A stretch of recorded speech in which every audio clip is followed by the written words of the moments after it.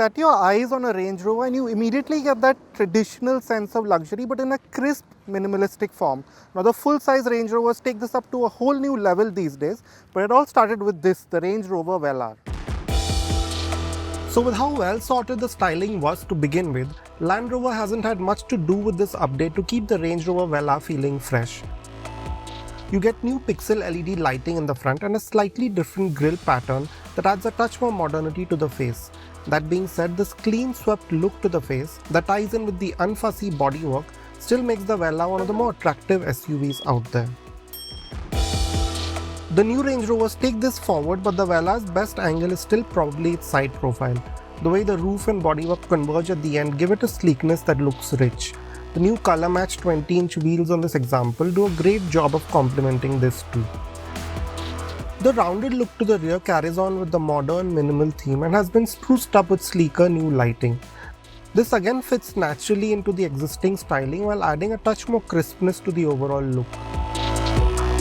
Now the overall design of the dash hasn't changed, but the simple look of it and the smart play of materials and textures means that it still feels fresh, and that minimalistic approach that you find in Range Rovers, that's been taken to a whole new level with this Velar. You get a new steering wheel which fits into this whole wine red and grey theme very well. Looks really nice. This has been lifted from the full-size Range Rover and you get these really nice cold steel paddles function with these. And then of course the instrument cluster screen, its basic outline has remained the same, but the sub-menus and the general look of it and the resolution seems to have grown better. So it's a lot easier to use now. But what immediately catches your eye in this cabin is this center console and the basic design of it. There's not a button inside, just a smooth flat layer of this textured wood here, and it really does stand out in this crowd of quite fussy cabins. Of course, you have this new gear lever, the new Range Rover and Land Rover gear lever, and it's as usual quite nice to use, functional and crisp. But the fallout of this is that every function is now in this screen. And while it is a crisp screen that works very well, it's of 11.4 inches size, which to be honest, considering the amount of functions in here, could have been slightly larger. Maybe the 13-inch one from the full-size Range Rover could have been brought down here. Now I'll demonstrate this through this climate menu. So you can see it's a bit cluttered. So for example, you have to press 2 or 3 buttons just to change the temperature. Of course, you will eventually get used to it, but it's really no match for a regular physical dial. Even with the strong focus on style, practicality hasn't been lost on the Velar.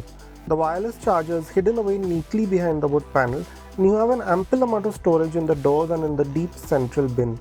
Its split opening lets you maximize the space further. Boot space is good too at 552 litres since you get a full-size spare. The Range Rover Velar happens to be pretty well equipped too. You get 4-zone climate control, Meridian audio, a 20-way adjustable front seat and a PM 2.5 air filter. Now the Velar is still a Range Rover, which means that you will not be disappointed in the back seat of it. You get this really large panoramic sunroof to begin with a nice tint to it, and that brightens up this fairly dark cabin immediately. And although we would have liked sunshade, that's not bad news at all from here on. So for example, to start with, you get 4-zone climate control, which is a big bonus. You get quite a few charge ports as well. For example, you have a 12-volt outlet here, and this is really smart. You get 2 Type-C ports right here in the center armrest. Now in terms of how comfortable it is, yeah, it's not the biggest SUV, but it's also not the smallest. So there's good headroom, as you can see. Although if you are about 6 feet tall, that might be a bit of an issue with how the roof sort of comes in here. But there's enough place to put your feet. The floor sort of rises up, which makes for a nice rest, if you will.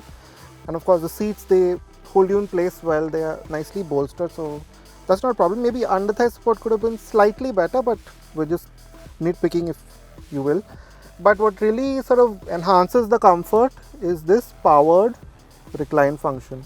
And you really can recline to, as you can see, quite a nice angle. So long journeys, you will be comfortable in the Velar. But safety could have been given more attention. There are no ADAS features and you get 6 airbags as standard. But there is a crisp set of 360-degree cameras, TPMS, hill hold, hill descent control and torque vectoring by braking. As expected from a Range Rover, the Velar will go quite some way off-road despite its prim exterior. You get all-wheel drive with a central locking differential, terrain response 2 with weight sensing, 2 off-road ride height settings, the transparent bonnet feature being the highlights.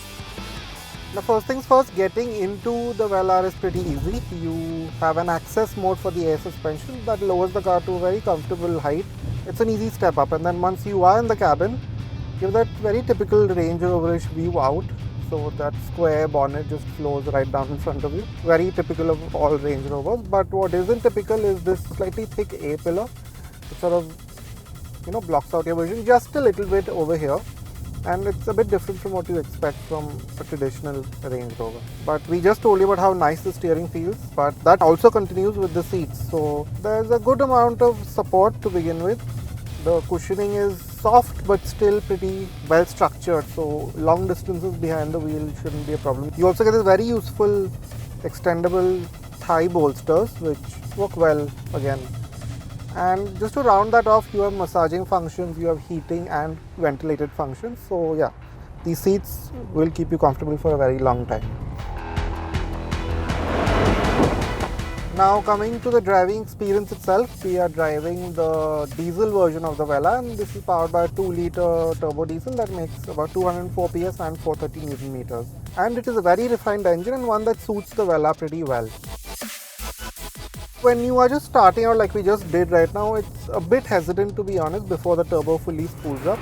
But once you are up and running, it's got that very likable thing that diesels do, that linear flat torque delivery, and it's got a fairly wide power band too for a diesel. So you notice that the Velar will keep pulling right up to close to 4000 RPM, maybe 3500, which means that even though in terms of outright outputs it may be slightly down on other rivals within the same price bracket, but in the real world you barely notice this difference.